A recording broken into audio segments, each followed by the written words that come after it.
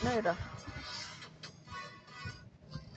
Hello guys, ito meron na naman akong bagong adopted kitten. Kawawa siya guys kasi maliit pa. 1 month pa ito, hindi pa nga ito na sa nanay. Hindi pa ito nawalay sa nanay. Ayan. Kasi yung mga pusa ko ganito kalaki, nagdumididi pa. Kawawa naman. Tinapon ba doon sa iniwan sa may basurahan. Ayan, buti pinulot ng anak ko. Kaya dinala ko na lang. Pero kumakain na siya. Ayan, malakas siya kumain, survivor. Lalaki pa naman siya. Kala ko nga nung una babae. Kaya pinangalanan ko ng Kendra. Ayan. Pagtingin ko ulit, aba, may lato-lato pala ito.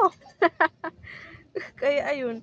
Ayan grabe. Sino bang walang awang nagtapon sa anghel na iyan? Ang gwapo. Ayun ang taas ng ilong. Ayun Kaya, sige na lang. Kahit na marami na sila. Ayan. 9 na ulit sila. Kasi meron akong bagong dagdag. Naku.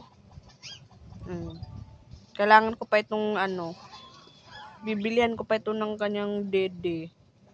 Ay naku, kawawa talaga Yung mga talaga hindi na naawa sa mga